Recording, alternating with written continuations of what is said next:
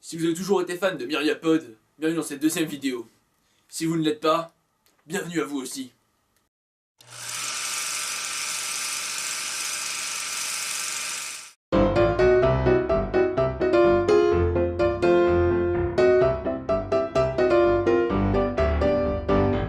La scolopendre géante, comme vous avez vu dans le titre de la vidéo, est un myriapode. Mais qu'est-ce qu'un myriapode? Un myriapode est ce qu'on peut appeler plus communément un mille-pattes. Mais commençons donc à parler de la scolopendre géante. Quand on dit géante, c'est de 25 à 30 cm. Des gens parlent de scolopendres de plus de 40 cm. Et il y en a même qui parlent de scolopendres de 50 cm. Un peu comme ma règle. La scolopendre est composée de plusieurs segments. Sur chaque segment se trouve une paire de pattes. Ok? C'est plein de petits segments comme ça, bout à bout, avec une paire de pattes à chaque fois. Alors regardez pas mes doigts, ça va vous perturber. La scolopendre fait partie des chilopodes qui sont des mille-pattes avec seulement une paire de pattes par segment. Il y a un autre embranchement, eux ont deux paires de pattes par segment. Ça monte très vite. Le régime alimentaire de la scolopendre peut aller de petits insectes jusqu'à la taille d'une chauve-souris entière. La scolopendre peut bien manger des tarentules qui sont des araignées extrêmement dangereuses, elle peut aussi manger des rongeurs, des grenouilles, des lézards. Ça mange tout ce qui lui passe sous la main, même si c'est plus gros qu'elle. La scolopendre est un animal très vorace, elle va vraiment manger entièrement la tarentule, ne laissant absolument rien, mis à part des petits morceaux qu'elle ne peut pas manger et qui n'ont pas forcément de goût ou d'intérêt pour elle. Pour l'aider dans sa chasse, la scolopendre a des mandibules au niveau de la bouche qui sont des pattes modifiées contenant un poison paralysant pour paralyser. Pas mal, hein? Marche bien, poison paralysant pour paralyser. Après la première injection sur un rat, un rongeur, enfin n'importe quel animal, même la chauve-souris, la scolopendre le tue. C'est quasiment instantané, il ne peut plus bouger, elle le dévore. Sympa. La scolopendre attaque l'homme très rarement, elle ne fait que se défendre. Mais en cas de morsure d'une scolopendre, il y a des dégâts. Il n'y a que très peu de cas de morsure de scolopendre qui ont causé la mort d'un être humain.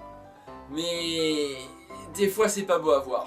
Pour les plus téméraires d'entre vous, vous avez qu'à taper blessure scolopendre géante sur internet. Préparez la bassine pour vomir. En cas de morsure d'une scolopendre, votre première réaction adoptée sera celle-ci.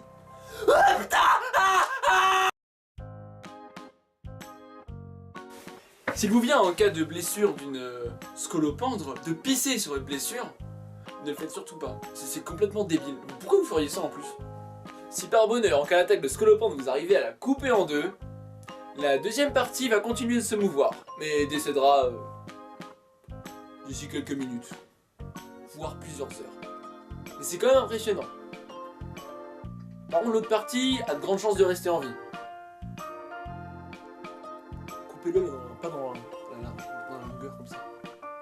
On va la tuer.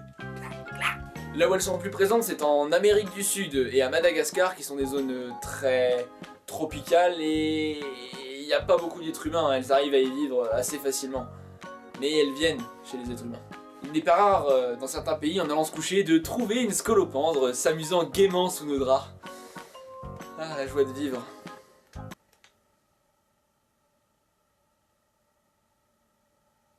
La scolopendre géante a une durée de vie de 7 ans.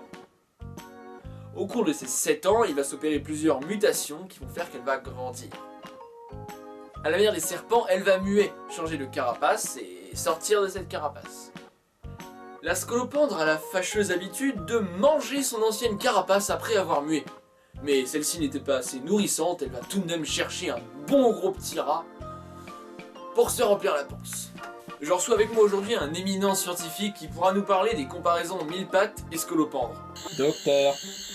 Docteur, Monsieur Jameski. Oui. La scolopendre, c'est un gros mille-pattes qui a tout le temps la dalle. Tout le temps. Au revoir. Non, il faut entrer dans les détails. Le mille-pattes se sentant en danger, il va se mettre en boule de manière à se protéger de ses ravisseurs. Les oiseaux, essayant ainsi de le picorer, vont pouvoir le picorer quand même en fait. C'est un peu de la merde comme technique. Mais des fois ça marche, et des fois ça marche. En cas de danger, la scolopendre va aller se cacher dans un endroit sombre pour réattaquer plus tard. La forme d'un mille-pattes en général est plutôt arrondie. La forme partie d'eau de la scolopendre est plutôt plate.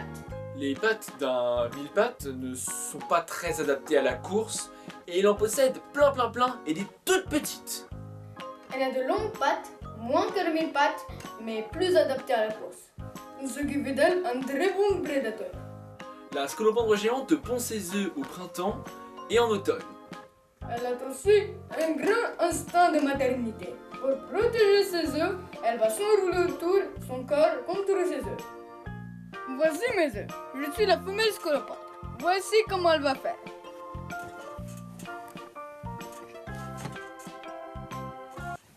Au secours! Je suis tombée! Tout à l'heure, j'ai énoncé une des proies à la scolopendre qui s'avérait être la chauve-souris. Vous avez dû, pendant l'espace de 2 secondes, vous poser la question Wallah sa mère, comment elle fait pour bouffer les chauves-souris? Elle peut sauter la scolopendre? La scolopendre va grimper dans les parois des grottes où se trouvent les chauves-souris. Elle va grimper et arriver au toit, elle va s'accrocher avec ses pattes arrière, enfin ses multiples pattes arrière, et laisser son corps se balancer à son gré pendant que les chauves-souris affolées s'envoleront dans tous les sens. Avec un peu de chance, la scolopendre devra en choper une au vol, l'amener au sol et la bouffer, sauvagement.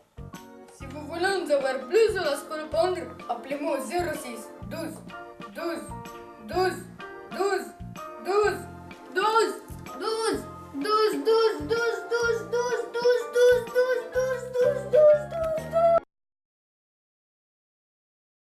Merci d'avoir suivi la vidéo et de ne pas avoir fui avant la fin de celle-ci, donc vous avez accès à cette partie de la vidéo où il se passe plus rien du tout en fait. Donc là c'est la deuxième petite série qui était prévue sur la chaîne. Il y a une série sur le bac de SVT de Terminal et une série sur les différents animaux qui peuvent peupler notre planète. Vous pouvez liker la vidéo et vous abonner à la chaîne si ça vous plaît. Abonne-toi sinon je t'écrase avec ce marteau.